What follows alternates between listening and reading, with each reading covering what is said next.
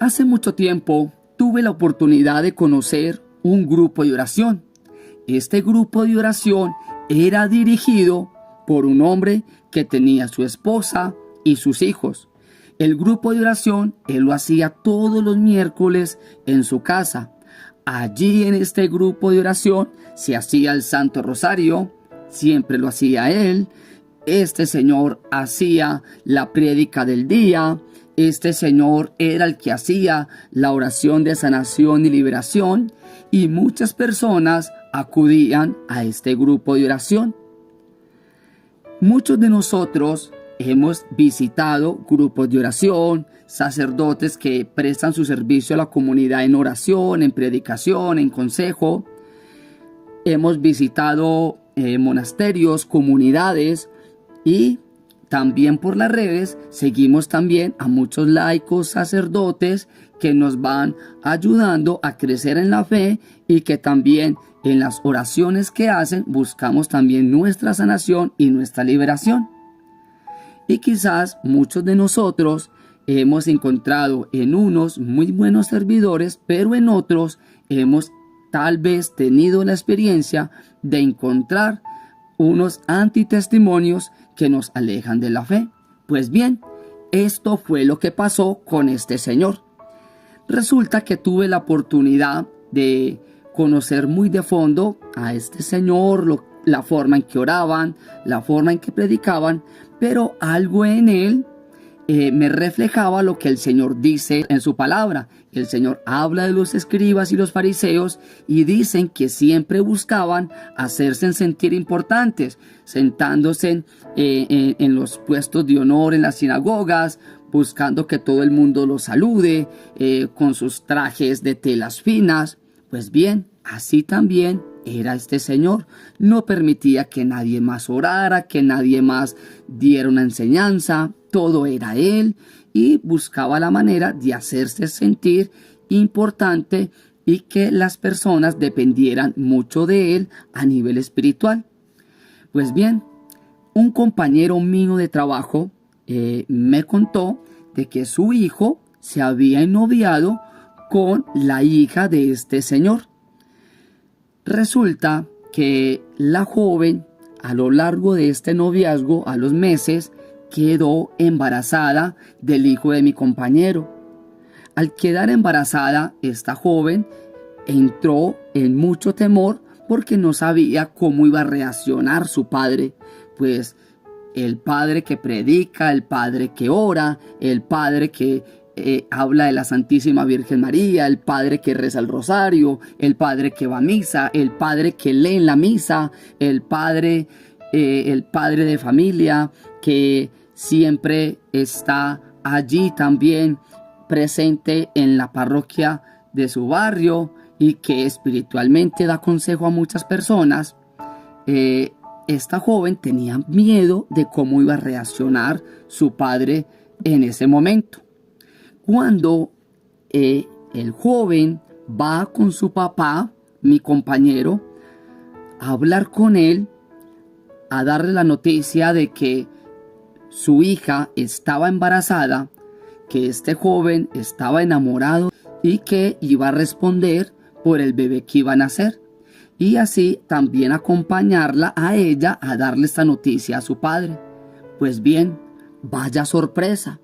Resulta que cuando este laico, este señor, se dio cuenta que su hija estaba embarazada, el mismo que oraba, el mismo que predicaba en los grupos de oración, el mismo que hacía el Santo Rosario, lo primero que hizo fue darle una bofetada a su hija, maldecir al joven que había embarazado a su hija, lo echó junto con su padre de la casa y le ordenó a su hija que tenía que abortar, porque qué iba a decir la gente cuando se diera cuenta de que él, que oraba y predicaba y que tenía un grupo de oración en su casa, su hija había quedado en embarazo sin estar casada.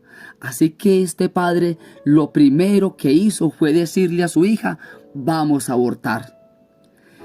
Para esta parejita joven fue muy duro. Para mí fue muy duro el Señor al que yo ya había escuchado rezando, orando, evangelizando, diciéndole a su hija, tienes que abortar. Pues bien, este padre también no solamente la amenazó con abortar, sino que le dijo que si no abortaba, la sacaba de la universidad y que se tenía que ir de la casa.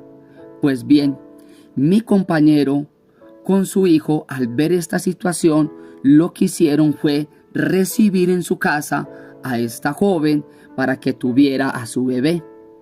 Resulta que esto se dio a conocer en medio de todas las personas que iban al grupo de oración, y todos los fieles quedaron muy defraudados de cómo un señor que hablaba de palabra de Dios, que invitaba a hacer el rosario, que daba consejo a otras personas, que hablaba de la condenación del infierno, le decía a su hija que tenía que abortar porque era más importante la imagen que tenía en ese momento espiritual.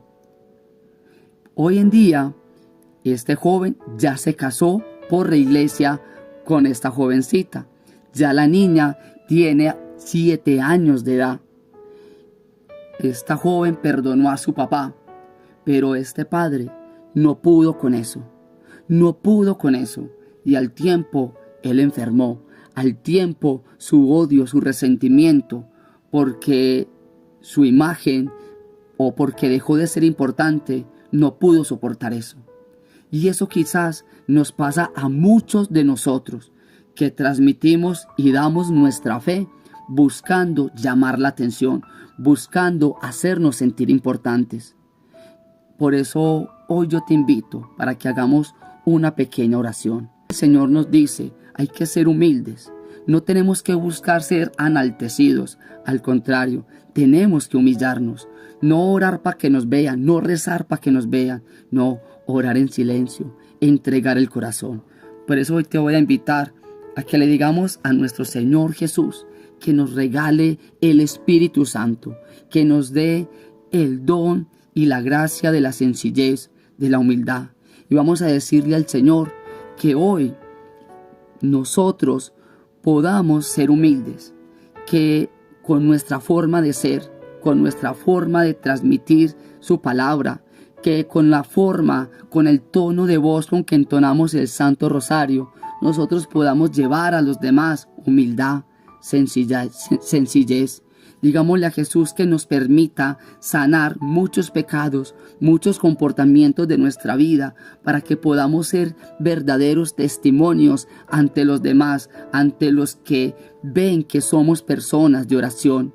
Vamos a decirle a nuestro amado Señor Jesús que también nos perdone si en algún momento he sido puente para endiosar a un sacerdote, a un laico.